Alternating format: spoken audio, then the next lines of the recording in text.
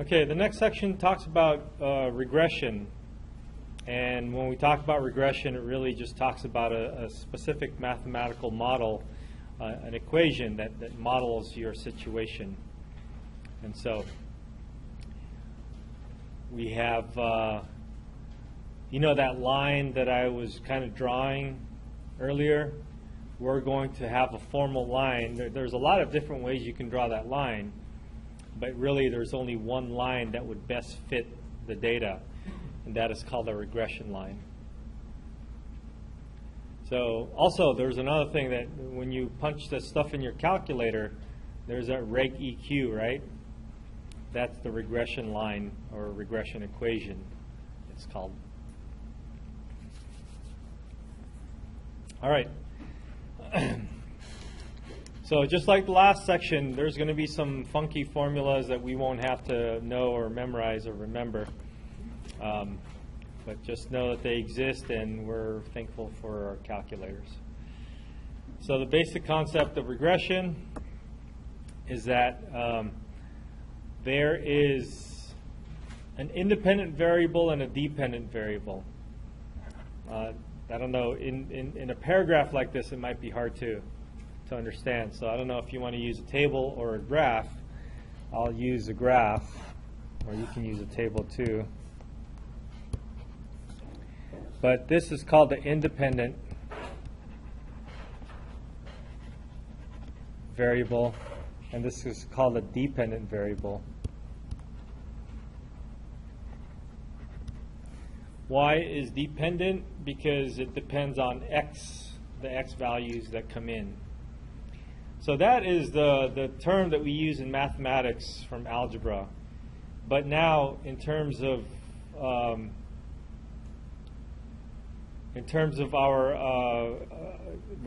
regression, in terms of statistics, there is another name for it that they gave, or that they would give. And the x is sometimes called the predictor.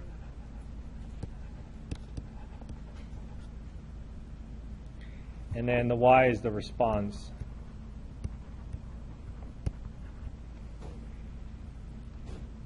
Or I guess x is sometimes called explanatory also, but predictor sounds better to me because that's what you're using to predict some value, and then your response is the response. It's like the being dependent. But I guess we can put explanatory here as well.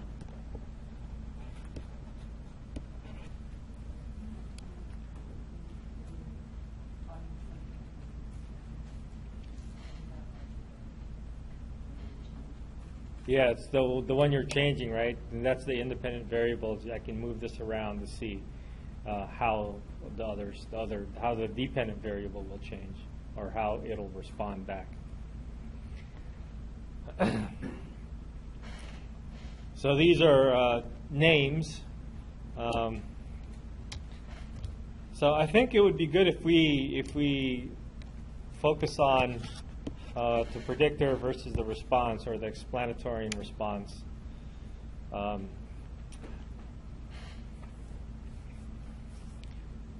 Those are the official statistical names for these things. Now, I just wrote over this.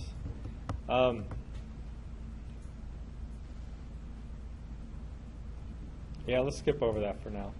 Y equals mx plus b is the equation of our line, right? So that equation is going to come up later on, and we'll talk about that. And I'll rewrite y equals mx plus b. And here they had b naught and b1 or some weird thing like that. So that's where these sometimes we overuse different variables for the same thing, and that just gets a little crazy. We'll try to stick with the calculator's way of doing it. These are the same requirements that we had in the previous. So let's just say these are the requirements for this whole chapter. So we don't need to worry about that. So this is the regression equation that they have.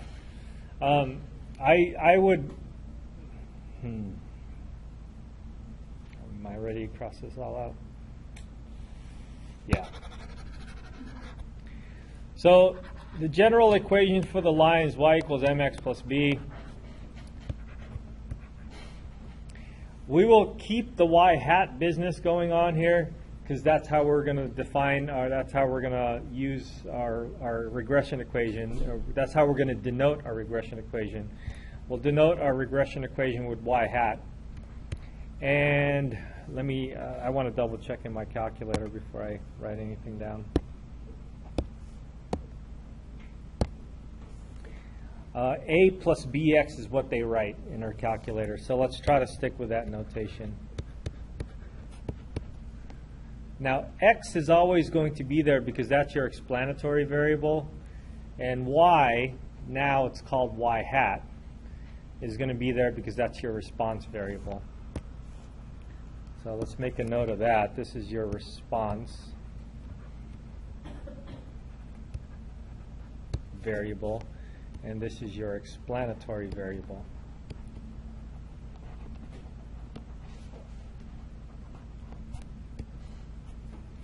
So the only thing left for us to find, and it's going to be different for each problem, is our A and our B.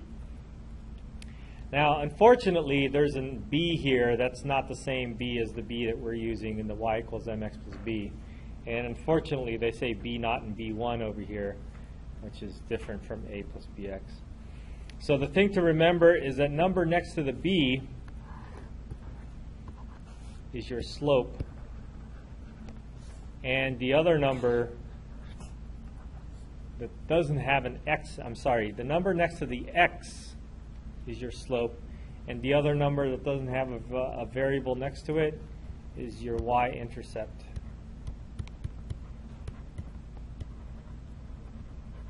So I don't know if either of those terms sound familiar to you. Those are algebra terms that we would have seen way back when. I might refer to them as a slope and the y-intercept, but in general, we'll just try to remember to use A and B. So those are the four things that are involved in this regression equation, which is also the regression line. So the regression equation, sometimes called the regression line, is sometimes referred to as a line of best fit, or sometimes referred to as a least squares line. So those are just different names for the same thing. And what happens is that depending on whose paper you're reading, what kind of statistics they're presenting, they might call it one or the other or the other. There's three names for them.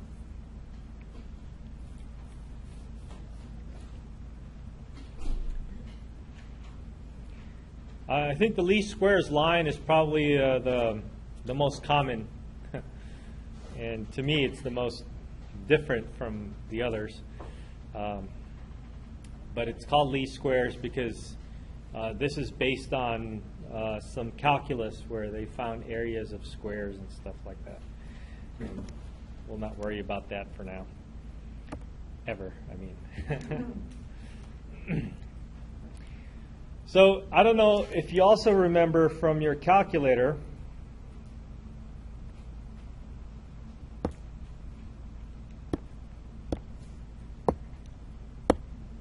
but from your calculator, there was not only that rho thing that we saw, but there's also a beta. This is a Greek letter B, beta. And so that Greek letter B is represented as the slope and the y-intercept for your regression equation, which again for us is not going to matter. This is not going to be important for us. So I'll just say not important.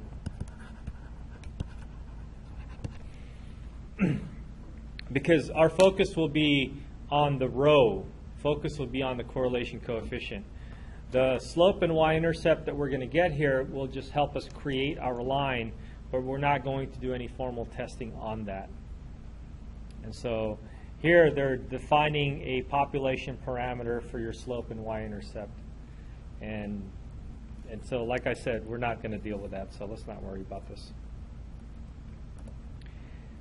There's also ways to find it. Again, more formulas that we don't have to worry about. So let's just skip over that because If you didn't see it already, it was in our calculator. Did you notice?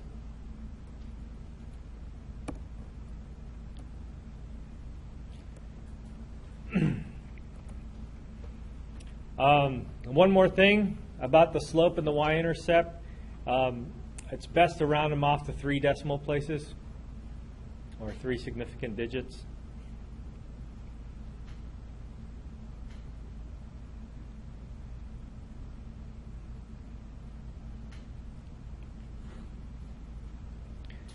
So sometimes these things, if you write down as many of the decimal places as what's written in your calculators, that's too long to write down. All right. Pardon me?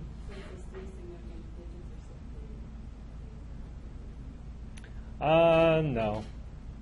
I don't think so. Yeah. So let's take a look at the example that we were working on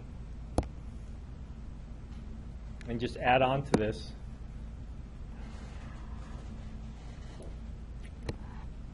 Let's see.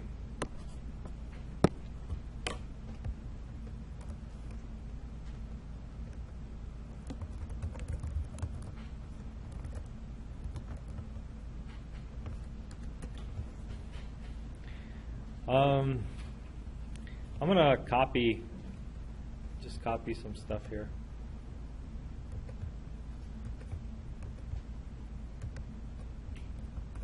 From last time. So let's say we were looking at this problem, and then instead of asking whatever it is that they're asking for, let's say we want to find the regression equation.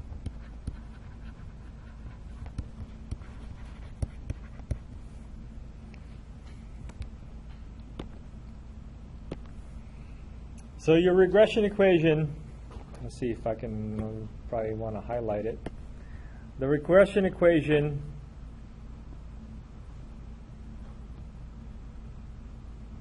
oh, I'm missing one more here.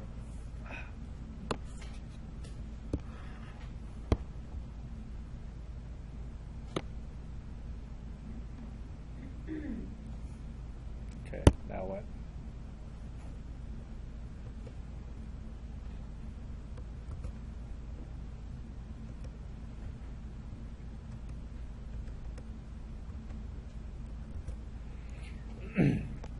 So the regression equation looks like a or y equals to a plus bx. And the only thing we need to change there, different from the calculator, is the y hat.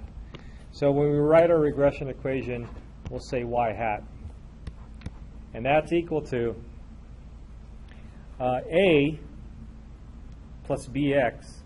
Now, a is one of these outputs, if you noticed. Did you notice? That was one of those outputs. You can rerun this in your calculator again. But a is one of these output values. And b is another one of these output values. So really, you can just get your regression equation from the lin-reg t-test by just copying all those, the a and the b numbers. So I'll just write that down. A is equal to negative 165.48, and I'll go 3 decimal places, 486, plus B, which is 41.2116, so just 212. Now this is what a lot of people forget, is that remember that your equation has an explanatory variable, a response variable, and the slope and the y-intercept. So don't forget your variable x here. So this is your explanatory variable, and that's part of your equation. So this is it. This is your regression equation.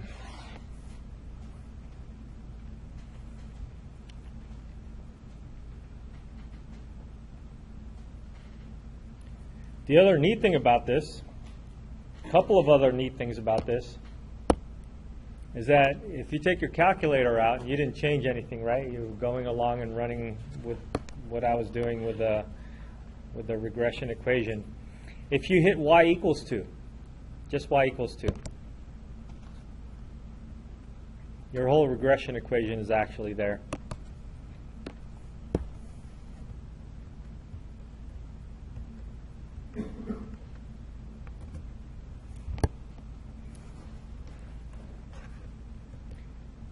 Not only that,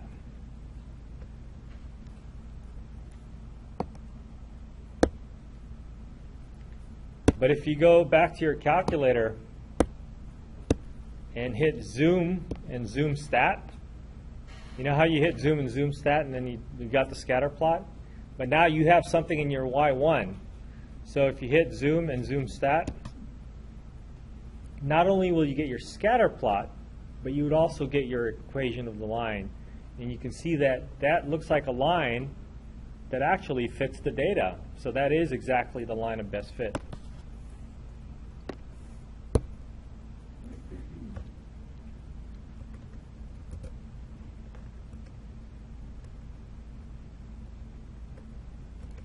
That's pretty cool, huh?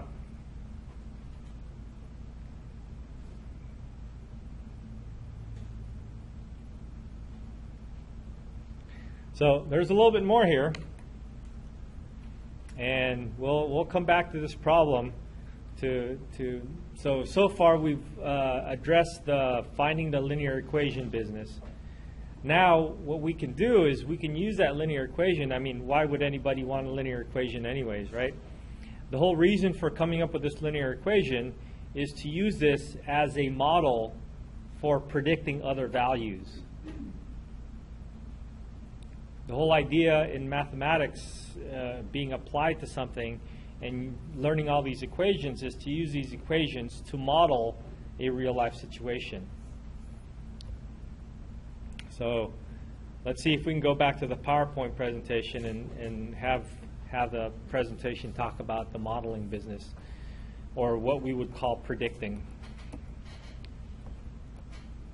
By the way, I'm going to erase all these slides, but this is a slide of how you would find your slope and your y-intercept. Again, crazy, right?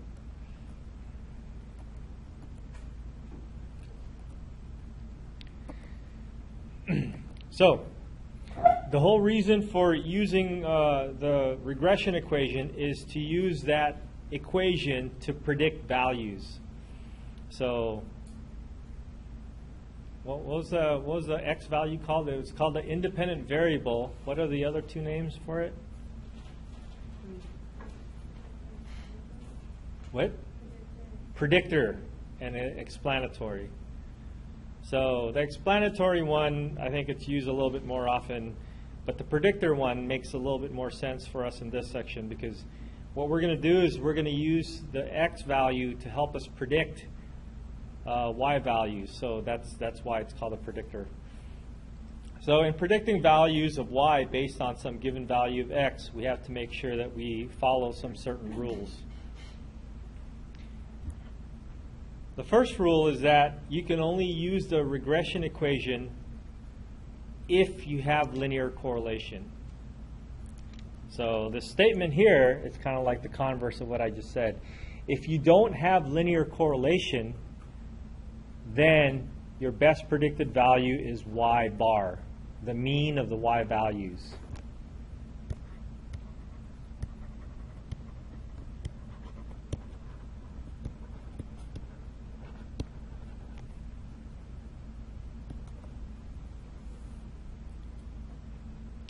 If there is linear correlation, then the best predicted value is found by substituting x into the regression equation.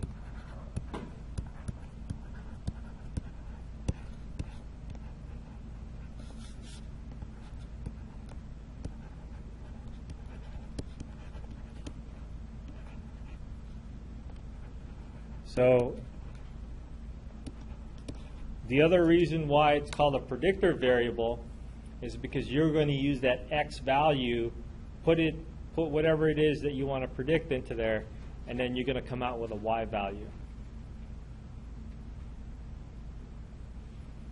Okay?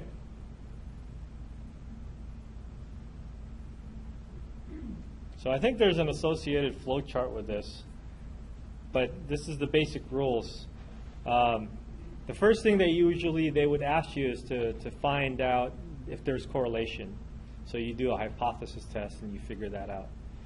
Once you do the hypothesis test and figure it out, if there is correlation, then you're going to use your regression equation to predict values.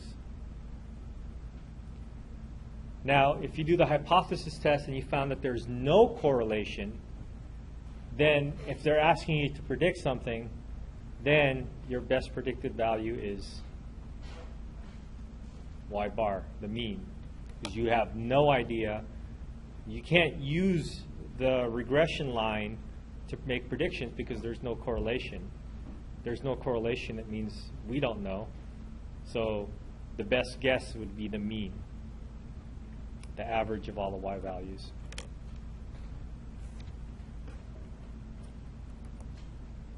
Now here's that flow chart.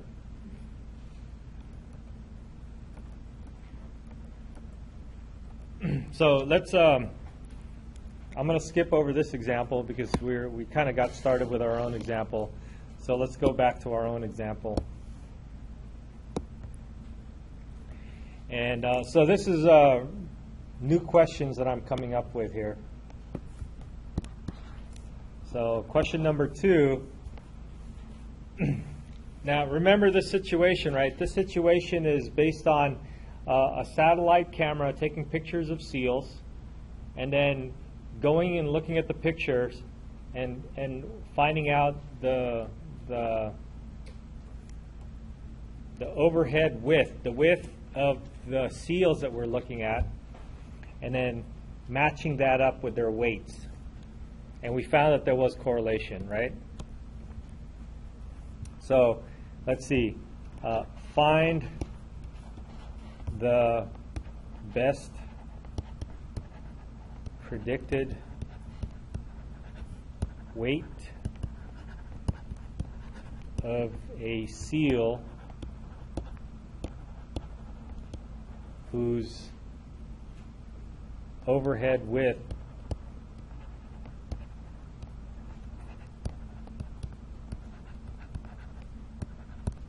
is. Now there's also some certain rules for this, and I would want to choose a number that's within this range of numbers for the overhead width.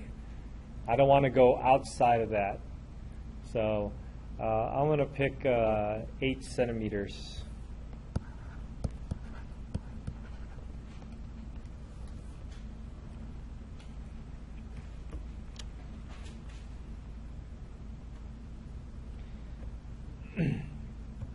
So we have to ask ourselves, when we did the hypothesis on this thing, did we have correlation?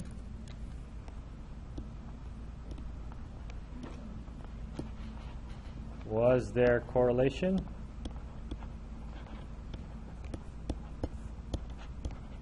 So the answer was yes.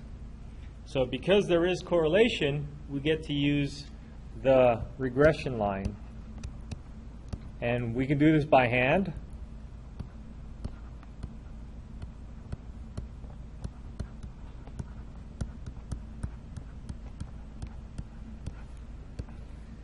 So you basically write down your correlation, your regression equation, and then in for x, this is a multiplication. In for x, you're going to put 8. And then you punch this in your calculator. Or you can do it more accurately with your calculator. And this is how. My calculator is so big.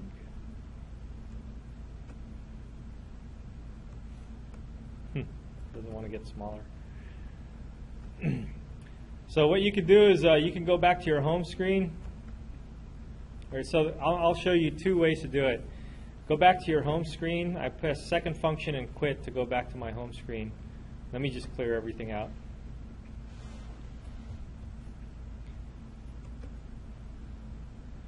So one way to do this is to click on vars. Remember how to get y1? Vars.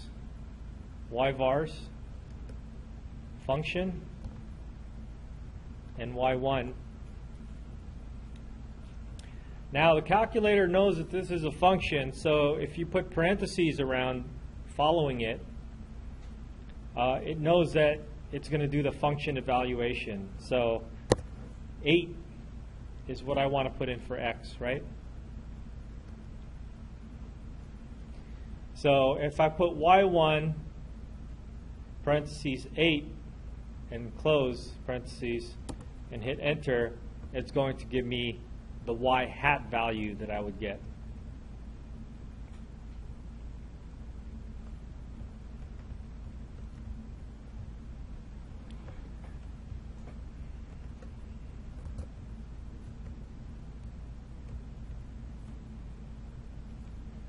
So this is, instead of doing this, writing this whole thing, which you can, there's no harm in that, but since I already have a lot of that stuff stored in my calculator, you're putting 8 or 8.0 into the y hat, and for x into the y hat function, and then you're getting your output. That's one way to do this. Okay? Let me show you one more way to do this. This time,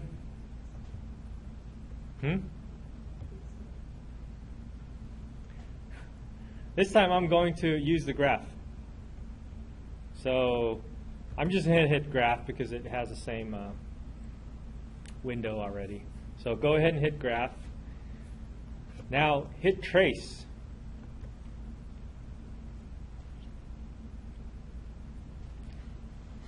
When I'm tracing, I'm looking at the upper left-hand corner of my calculator. It says P1, L1, L2. If I move my arrow left and right, I'm going to bounce over those different points that I inputted, right? Can you see that?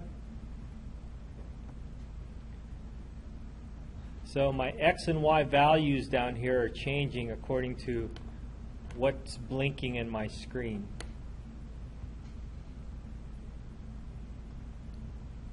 Okay, that's not what I really wanted to do. What I wanted to do is figure out what happens if I put 8 in for x. So I'm going to press my up or down arrow. The up or down arrow would give you a new thing to trace, and the other thing that's on the screen to trace is your y1. So I can use my left and right arrows again to get us close to 8. But if I want exactly 8, I can just type in the number 8. So type 8. See, x equals 8. Hit enter. And then it's going to bring your point, your blinking point, to exactly where that is on the graph. But not only that, but if you look at the lower part of the screen, you get your y value as well. So we hit the number 8.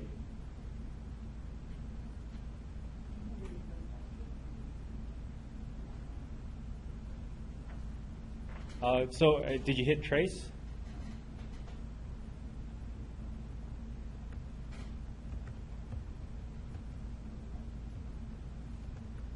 It goes back to the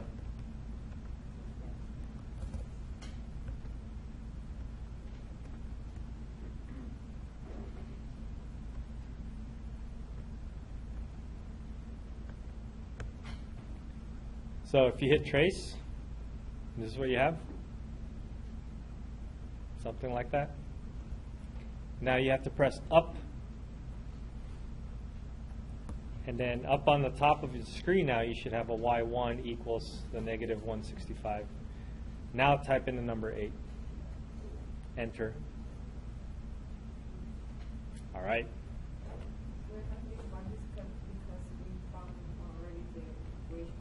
Yes. When the calculator found that for you, so it's sitting in the memory somewhere, and now we're just accessing it. So you have two choices to do this. One is to use vars function y1.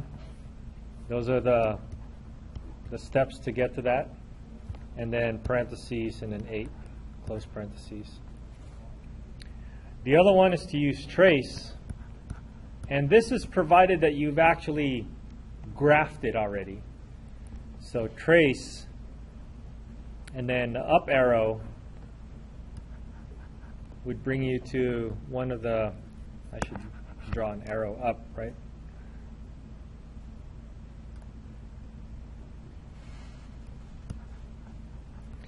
Would make sure that you're at the Y1 tracing, and then type the number 8, or type your whatever explanatory variable is, and then enter.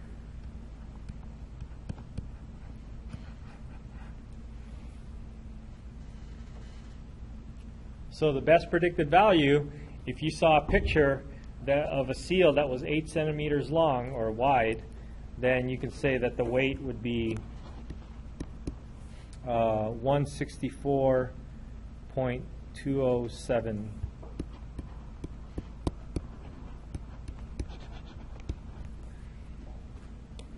And this was measured in pounds, so might as well throw in the units.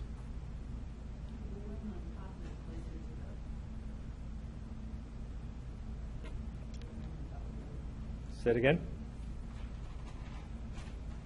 The one on top has more decimal places because it just has more room to put it there. Is that what you're talking about?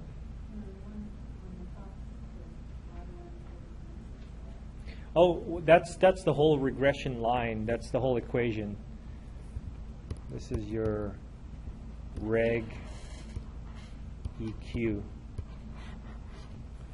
And this is your answer, your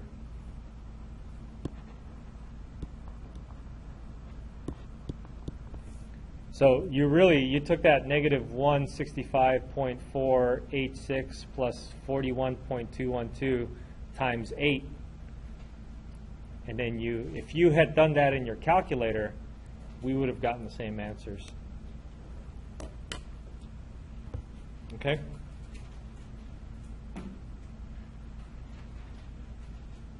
All right, so I guess this is a problem already. Let's do another one from our homework, since it's kind of fun doing homework problems.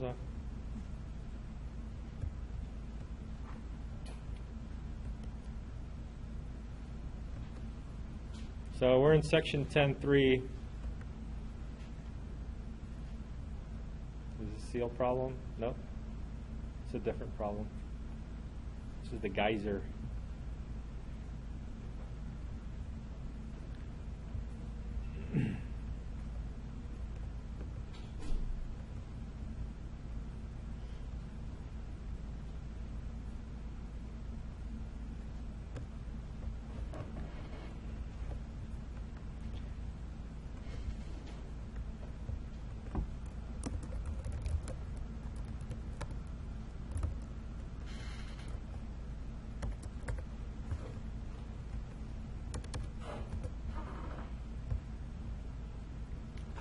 All right, so let's take this with our calculators and see what we can do with this problem. We have to start off by putting all this stuff into the calculator. So let's put it into our calculator. And then they want us to find the regression equation and stuff. So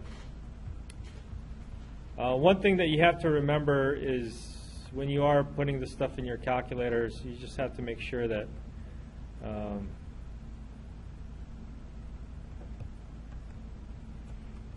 you're inputting it correctly.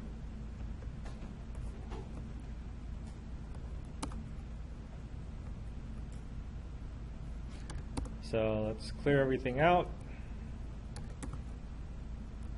You can overwrite it if you know that you have more that you're going to type in than what you had previously, but if you don't know that, then you want to make sure that there's absolutely nothing in there.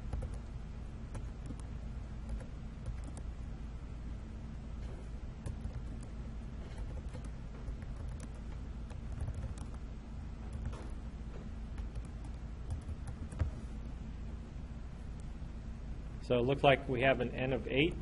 There's 8 of these things.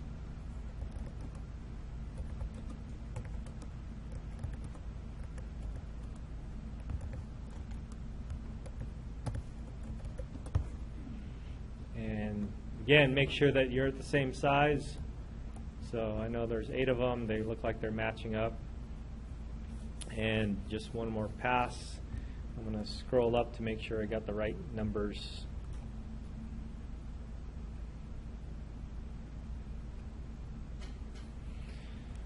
Okay, I'm good with mine. You okay with yours? All right, so the first thing to do is do a lin-reg t-test. We want to make sure that there's correlation, and in that same lin-reg t-test, we're going to find out all our information. So type all that data in, go to stat, test, and I usually just arrow up because lin-reg t-test is near the bottom, so this kind of loops around. L1, L2, and you know how the regression equation wasn't there before, but now it's there. It's always going to be there until you accidentally delete it or purposely delete it, in which case you can just go back to vars and find it. So lin-reg t-test, and we got our results, and the result is 2 pages worth of stuff. So I'm going to scroll down and just copy the 2 pages worth of stuff that we got.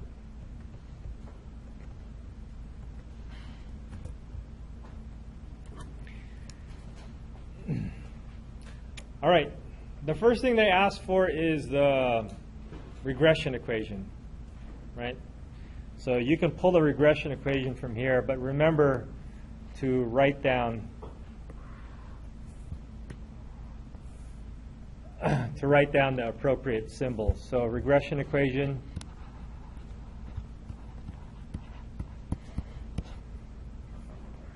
y hat is equal to A, that's 37.559, rounds off to 9, plus B, this is a 0.369, and again, don't forget the x. That's part of your equation.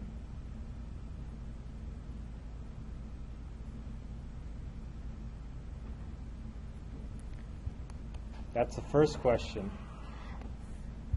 The next question is asking us to find the best predicted time. Find the best predicted time of an interval after the eruption that has current eruption of height 70 feet. So that's your input variable. So before we do that, though, first we need to check, do we have correlation? And this is a fairly quick check with our calculator, because all we have to do is check our p-value. And whenever alpha is not given, we assume that it's 0.05, right? Oh, it's given. So our p-value is 0.002.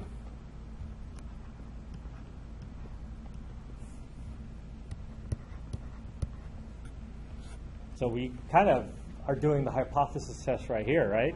Without doing the hypothesis test. Our p-value is less than the significance level. We reject the null hypothesis. And what does that mean when we reject the null hypothesis? There is correlation.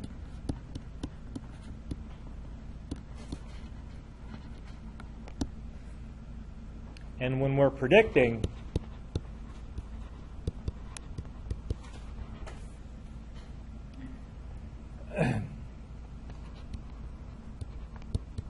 we're predicting for our predictor variable to be equal to 70 feet. Because there is correlation, we're going to use our regression equation. If there's no correlation, we have to find the mean of the y values, and that will be our answer. But there is correlation in this case. And there's probably going to be correlation in most cases that when you take the tests and the quizzes. So we're going to use y.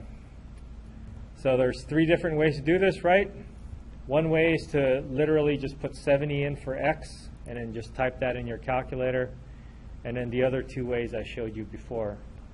So I'll use this notation. The parentheses means I'm going to put in the independent variable 70. I'm going to put 70 in for the independent variable x.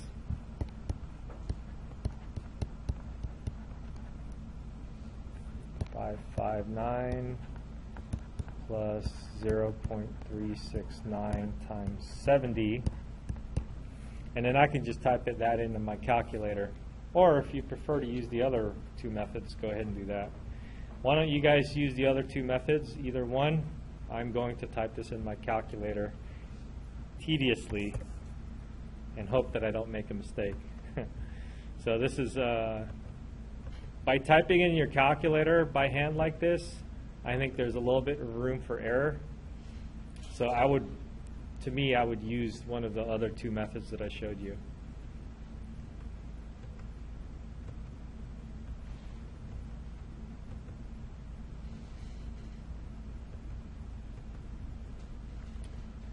So if I punch this in my calculator, it looks like I get 63.389. Close or exact?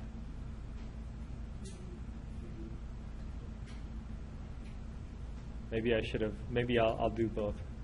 So vars, y vars, function, y1, open parentheses, 70. Then let me try to recall my last one.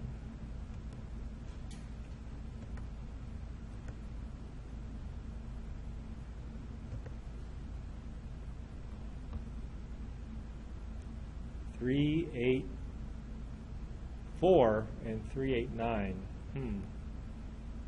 I wonder what the calculator,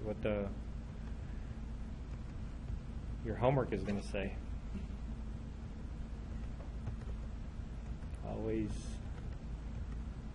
Always interesting.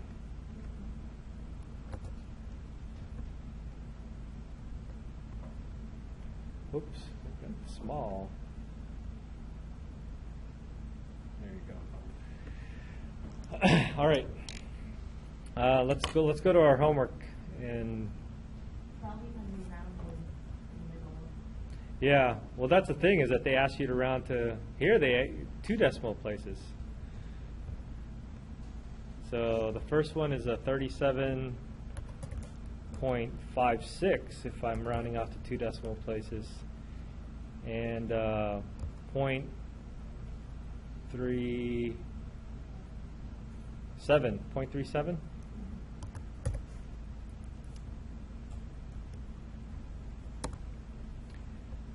How many minutes? 63. I'm going to put this first one down. 3 point. Round to 1 decimal place. Well, then that would be done. That would be the same.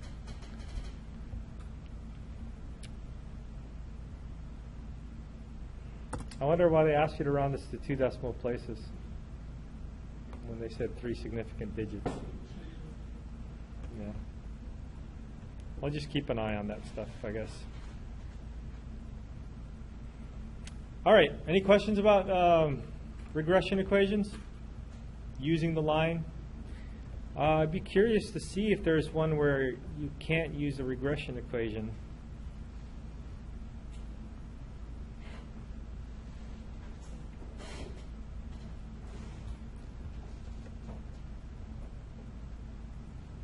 Yeah, it's too much work to find out. You guys can find that out if there's one. So the key is this, this little quick check that we did. We checked for correlation, and you can easily do that by looking at the p-value from your Lin-Reg t-test. If there is correlation, you go ahead and use your regression equation, the line. If there's no correlation, how would you find y bar? Just the mean of y, so 1 var stats on L2. Or you can actually do 1 var stats on L1 and L2. Now that I mentioned that, I should do it, right? So, sorry, let me clear everything out here. So you could do a quick 1 var stats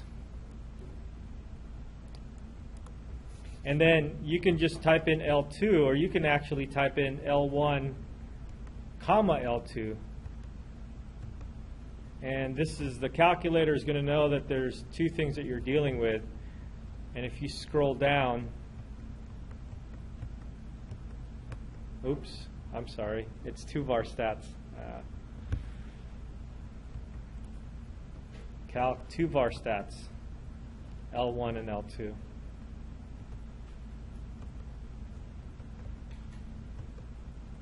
So you can do 1 var stats on just L2, or you can do 2 var stats on L1 and L2. And then if you scroll down, you actually see, just so it's clear what the symbols are, you actually see Y hat or Y bar.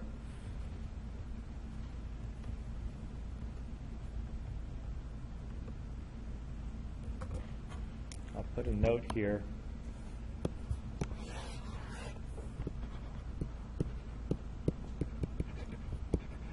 If there was no correlation,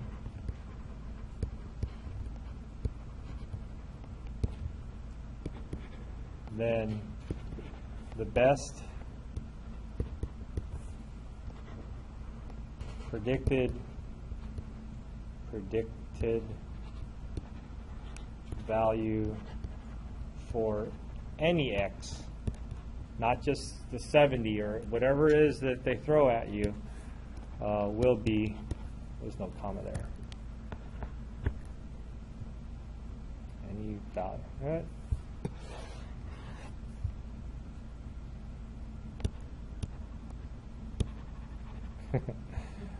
Will be Y bar. Y bar in this case is 66.75.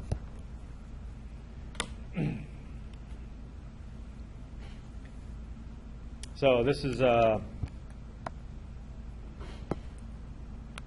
2 var stats L1, comma L2. Right? It'll help you find your Y bar. Or you can do 1 var stats on L2 only, but then it'll say X bar there, so just don't get too confused. No correlation if the p-value is greater than? So if the p-value was greater than alpha, then you would have no correlation. And so if they have a predicting question of predicting for a value, then you have to use Y bar, the mean.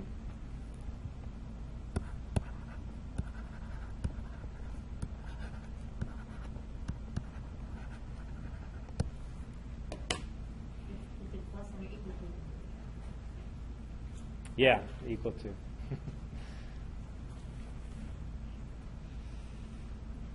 Okay.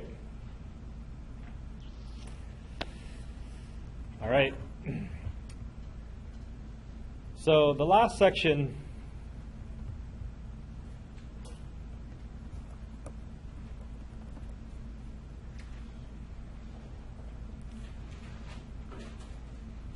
or I guess before we get to the last section, there's some guidelines here. If there's no correlation, you can't use the regression equation to make predictions. You have to use Y bar. When using regression equations, you have to stay within the scope of the data. You can't go beyond the range of X values that's given in the data. Otherwise, it's, you know, you're guessing a little bit too far off. Old data is not good data, and don't make predictions about the population if it's different from the sample. So these are some important notes. We'll not worry about these residual stuff. Actually, this is kind of important in a real world situation. A lot of people use residuals, but I'm not. You can read through it if you want. I'm going to skip over it. All right, I want to jump to variations and prediction intervals. And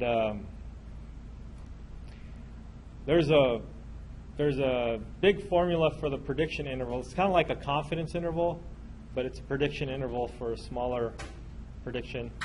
And so we're going to have a nice formula for that, or a program it's installed in our graphing calculators, I hope, right?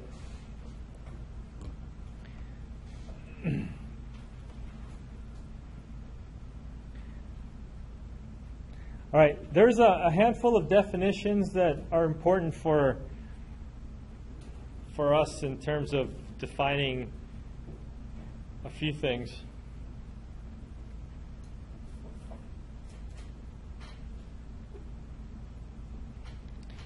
There's a total deviation.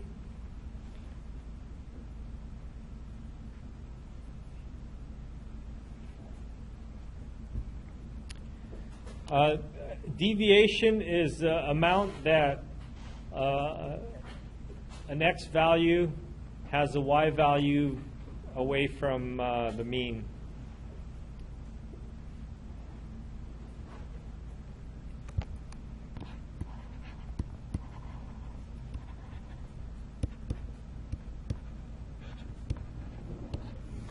So usually you're given a point, but it's important that you have the x value, and then you can find the y value.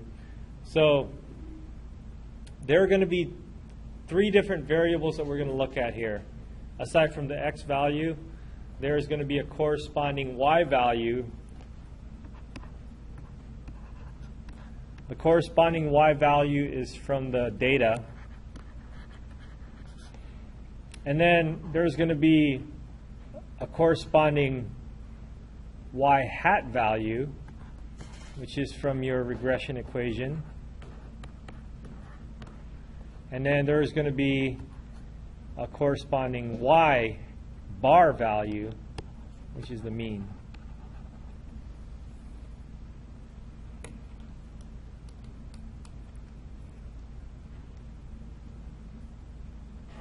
So the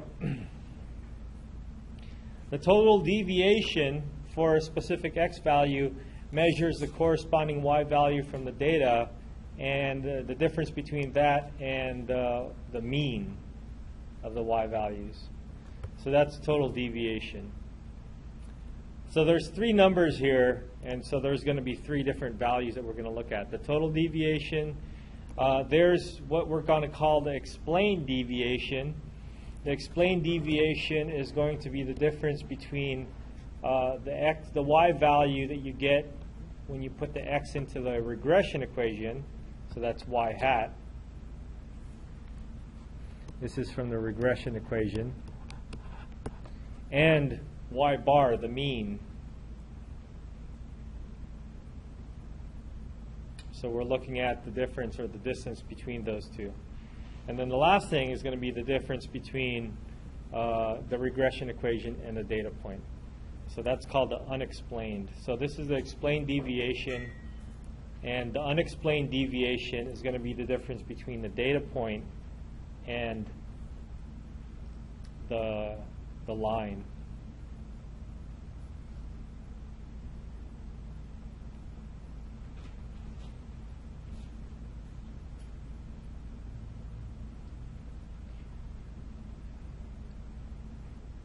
I think a picture is better to view. And so the next slide has a nice picture that talks about vertical distances. So here's the situation. We have this vertical, this horizontal line here, y bar is equal to 9. That's the mean. We have the regression line over here in blue, and then we have the actual point x, y, the data point. So the point from your data up here. Now this is just one out of however many points this thing has. But you have this regression equation, you have the mean. And so the regression equation has a corresponding y value when x is equal to 5. And that would be your y hat. And then the mean is always going to be the same. It's always going to be 9. That's your y bar. So the total deviation is the sum of the explained and the unexplained deviations. So the explained deviation goes from the mean to the line, the unexplained deviation goes from the line to the data point, and the total deviation is going to go from the mean to the data point.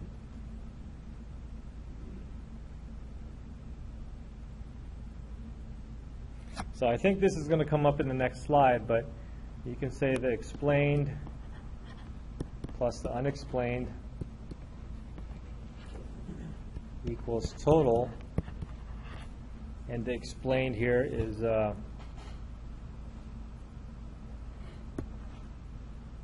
y hat minus y bar. The unexplained here is y minus y hat. And if you do the algebra here, let's see, the y hat and the y hat would cancel, and then you just have negative y bar and y, so that's y minus y bar, and that's exactly the total deviation.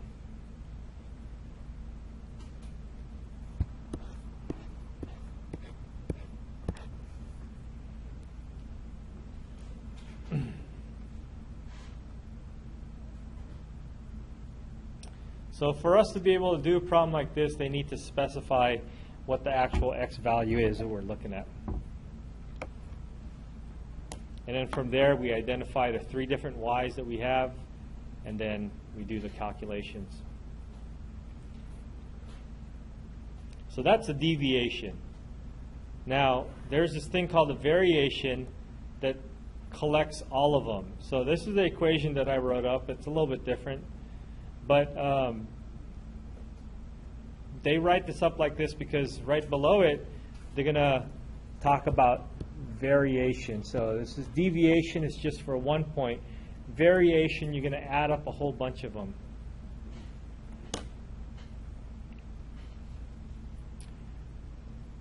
You're going to add up a whole bunch of them and you square it.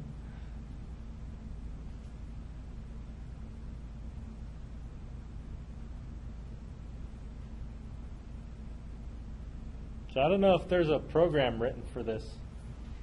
Oh man, I hope so. I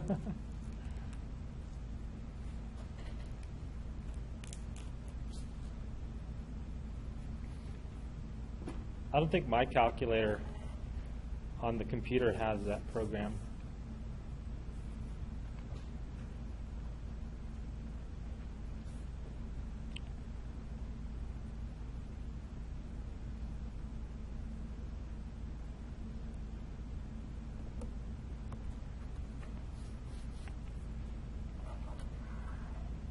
Let me see.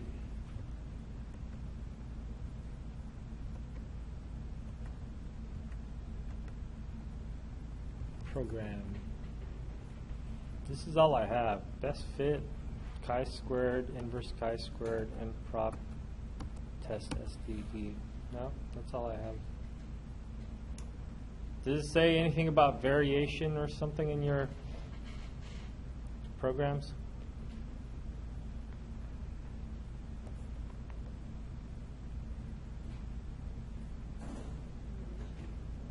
It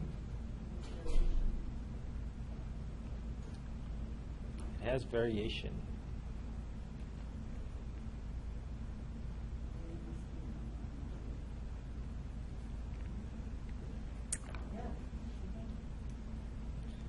So if you guys have a program, it'll do it for you. Find the program variation. I'm going to see if I can find it in my computer.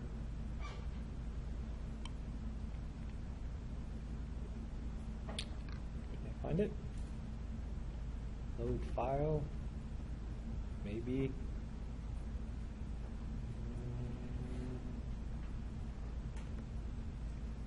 Smart view.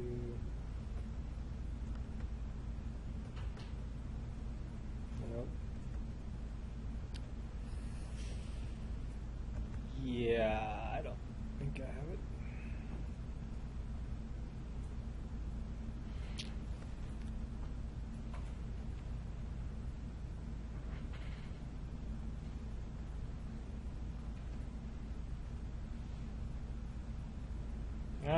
Bummer, I don't have it. I can get it next time, but if you have program variation on your calculators and you hit enter, and then as long as your list is in L1 and L2, hit enter again, and it'll give you all these values for the variation.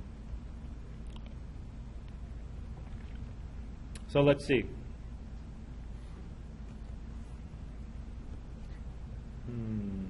Getting close to time here.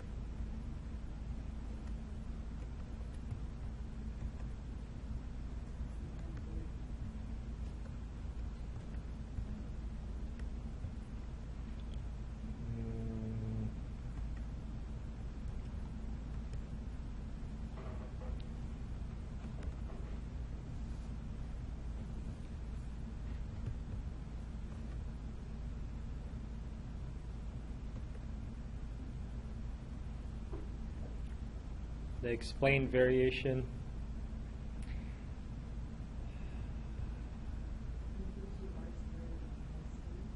Yeah.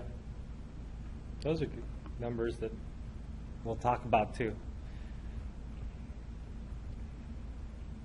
All right, so the explained variation, if you punch in your calculator and you take a look at the program for variation, you would do that. So let's do this problem over here. It has 4 parts, so it has a lot.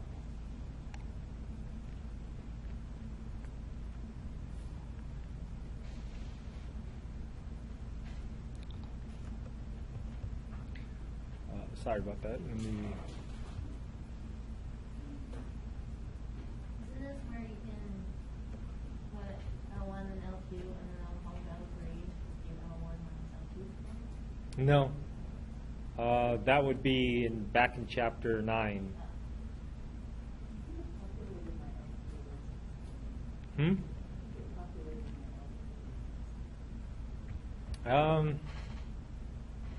Maybe, but it doesn't matter.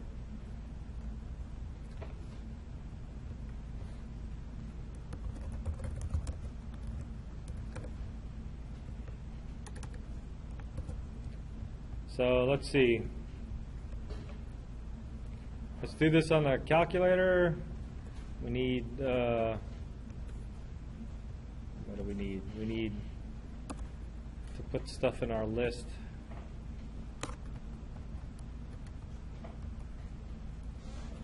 So 30, 35.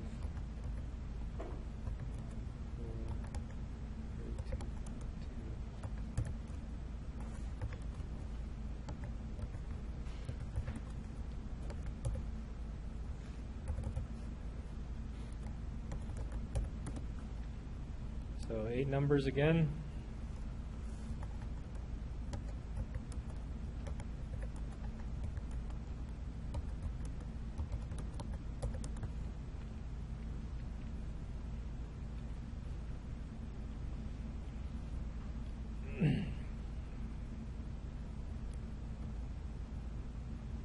Okay, so these points in L2 are all the y values.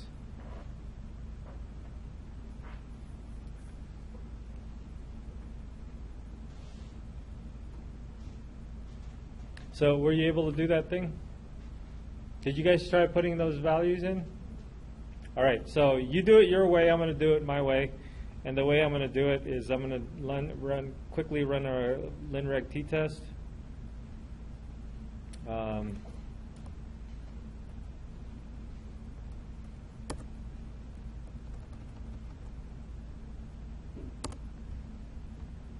So there's my linreg t-test. I got my regression equation and everything else that I might need. So my regression equation is in Y1. And then what we want to do is, what was the first question? The explained variation. So the explained variation, what was that?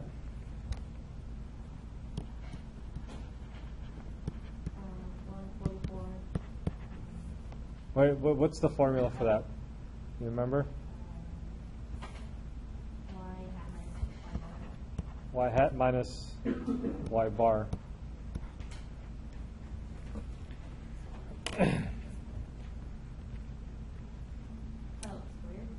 Oh, squared, yeah. That's the explained, the unexplained, and the total.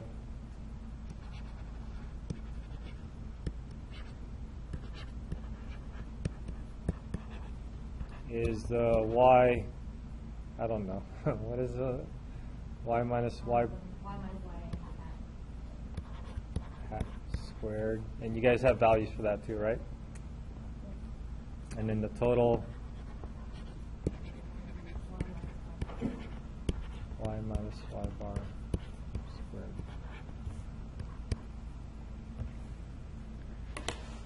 squared. Okay. So this might be long and convoluted, and since you have that special program, you probably don't need to know this, but if you want to follow along, I'm going to go kind of quickly. So first I'm going to do, I did the LinReg t-test. I'm going to do a 2var stats also. So 2var stats on L1, comma L2. And what that's going to do for me is it's going to compute the y bar for me. Okay. So the first one, explain variation. So I'm going to go back to my home screen and then clear everything. So explain variation is the sum of things. So the sum is a list operation.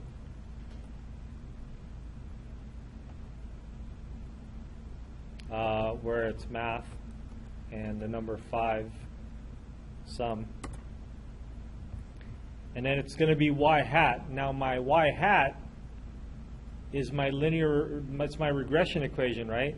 And it's stored into my y1. So I'm going to call in my y1 vars, y vars function, y1. But y1 is a function, so I need to put in my x values there that I'm going to add up. So the x values, do you remember where my x values were?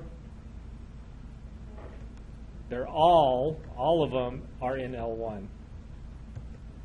did you get some? Say it again? Where did you get some? Second function, stat, and math. So it's a sum of the y. Now, check this out. Y bar. I already computed that. It's stored somewhere in my y bar. So I'm going to go to vars. This is probably a little bit long-winded, but I'm going to go to vars. We've been going to y vars, right, to get all the function values. But this time I'm going to go to stay in vars and go to statistics.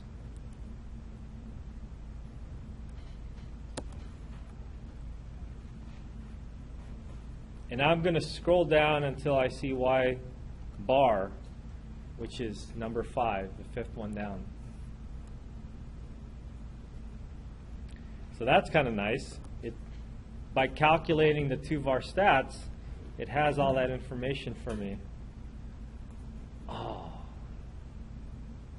I forgot to put another parentheses in front of the sum, not in front of the sum, but I'm going to right arrow to the y1. And this is the tricky part. Insert, second function, and delete. So that's going to insert an open parentheses.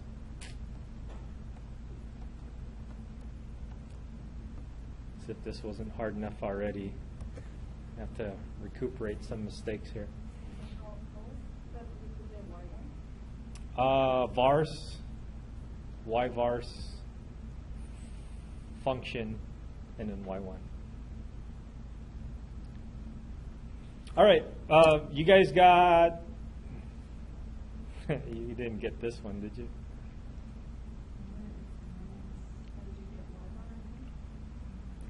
Vars. And instead of going to y vars, I'm going to arrow down to statistics. And then enter, and then scroll down until you see y bar.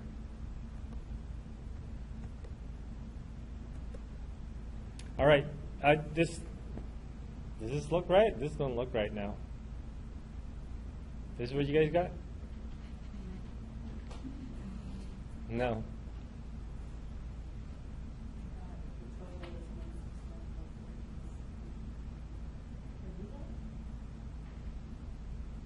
Which one is this? Total, no, they explain variation.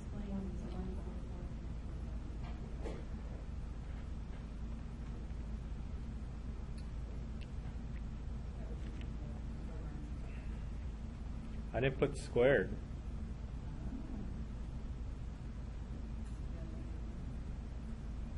Let's try that again.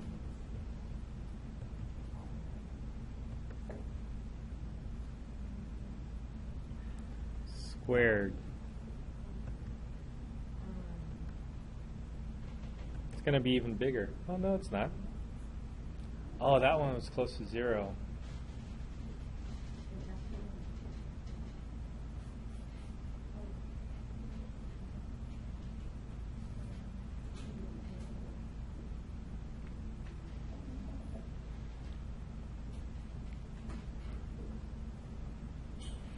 Okay, well, what if I just say use the special programs down here?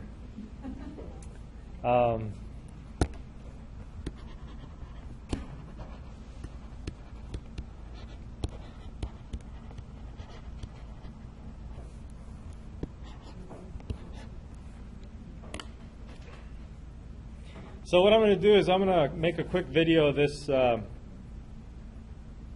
after class. But I do want to get one more thing in here, and that is I need to throw in a few more definitions, and then I'm gonna go over the prediction interval. Yeah. And just to clarify, the variance program, we get the first 3 sets, and then the last is the other thing. The variance program in your calculator should get you these things, right? Yeah, and it will only give us those 3, right? Does it? I don't know. Yeah. You have to do the first step, like the one with the line red. Okay. Yeah, and red. You have to do a Lin-Reg t-test Yeah, first? first. Okay. What's the program called? Variation or A.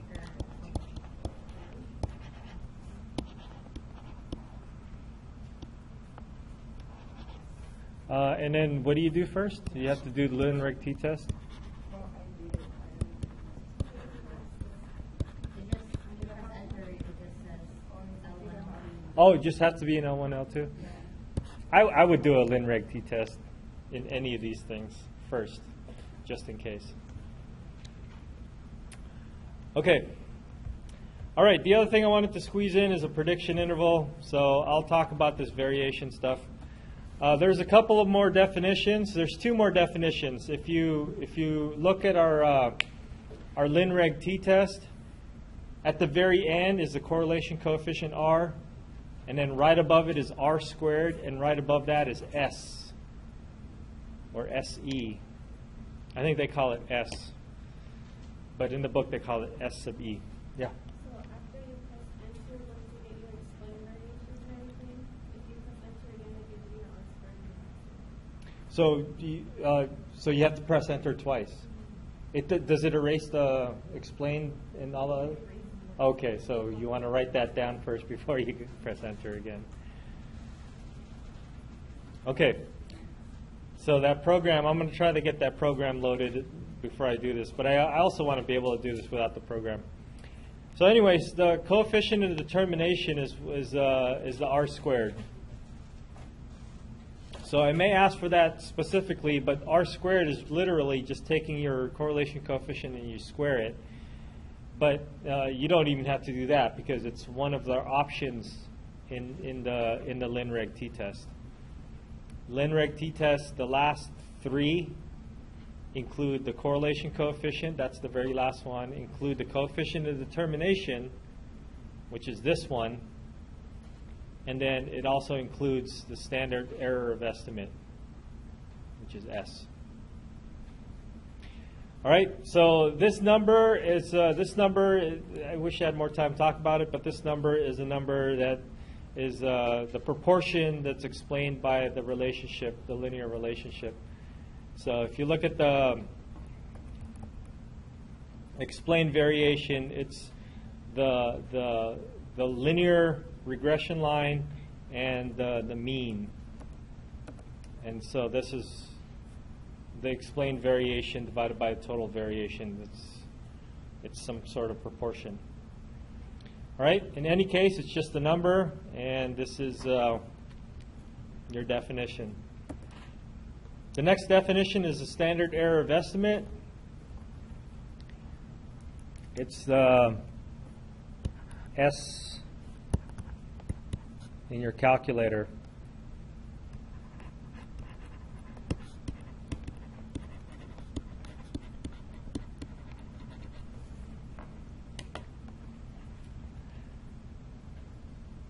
So we want to call it S sub E, so when you're writing this down on your paper, if I ask for the standard error of estimate, you would write S sub E. But when you look for it in your calculator, it's just S.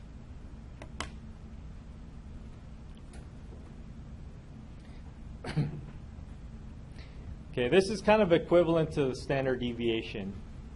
It's a deviation. All right.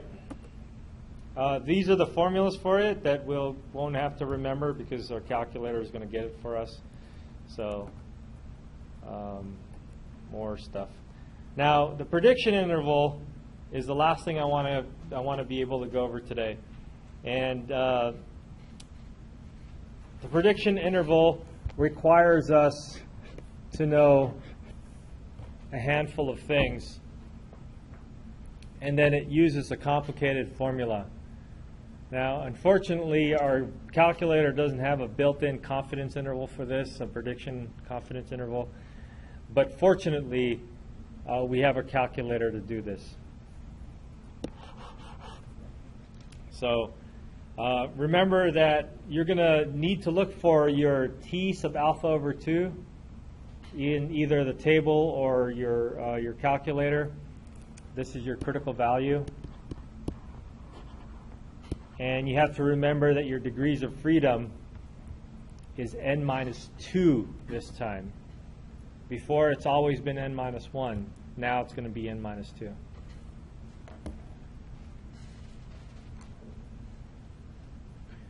All right.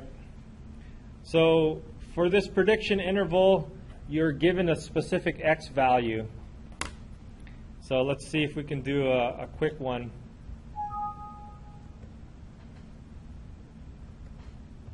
Using the same data. You guys just punched this data in your calculators, right?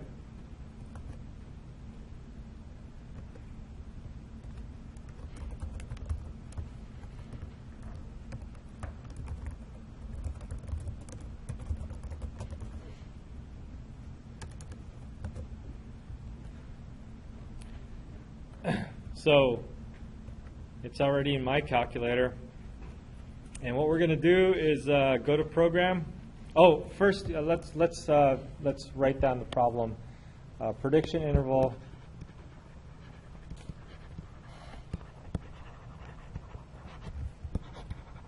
for x.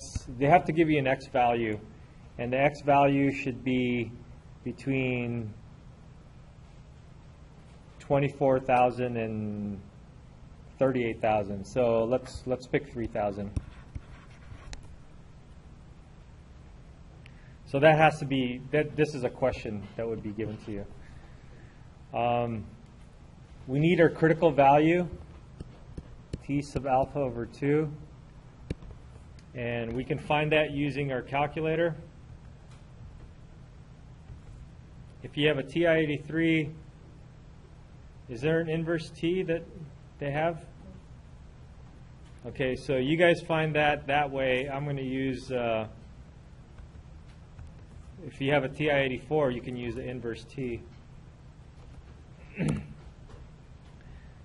So, I also need to say 95% confidence or something. Sorry. So alpha is 0.05, but whenever we're dealing with some sort of interval, it has to get split up into 2. So this is 0.025, 0.025, And if I just do one side, then the other side is going to be positive, negative relationship. So n is equal to 8, right? So your degrees of freedom is 6. For your inverse t function, you need to find the area on the left side, comma, and then your degrees of freedom. So whether you did it using the program way or whether you did it this way, your degrees of your critical value should be negative 2 or 2.45 or 2.447.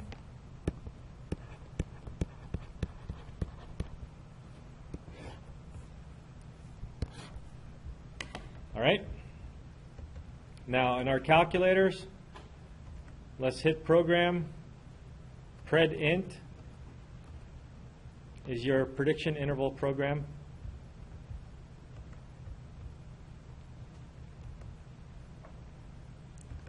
So let's run pred int. It's going to ask you for a few things, right?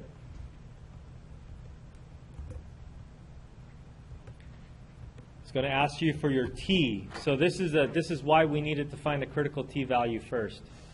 So it's 2.447. And then it's going to ask for the x. That's usually given in the problem. The x is usually given in the problem. So in our case, x is going to be 3,000. And press enter.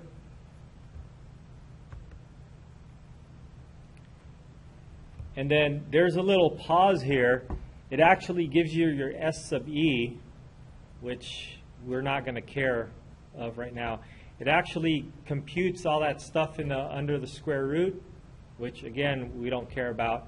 And this little thing on the side over here says it's thinking there's another page here. You have to press enter to get to the other page. So you'll press enter to get to the other page, and this is your final result.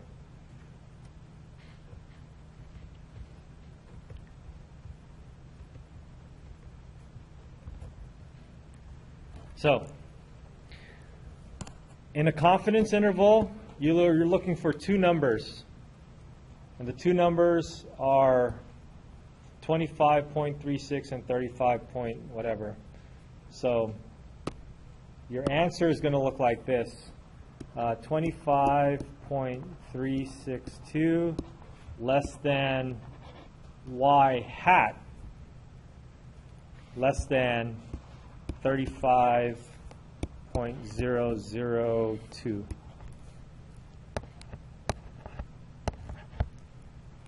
This is your prediction interval for x is equal to 3,000. So using pred int,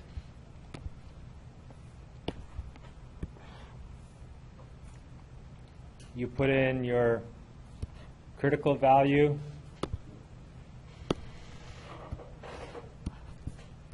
and your given x value, and then hit enter a couple of times, and then you get your results. So the y pop just means the y hat. Or maybe it's just y. It's just y, sorry. Let's erase that hat. Okay, so prediction intervals are going to be an important part of your homework, and also they will definitely be a question like that on the test. And so it's important that you have this prediction interval. If you don't have the prediction interval program, I have a video that does it from scratch, but that's going to be really a pain. So prediction interval program, you should have it. So that was the last one was The y pop is just y. All right. Hopefully you'll be able to get through all of Chapter 10. If you have any questions, send me an email. I'll try to answer back with a video and stuff. I will put the makeup test. I'll make that available tonight. All right. See you guys on Thursday.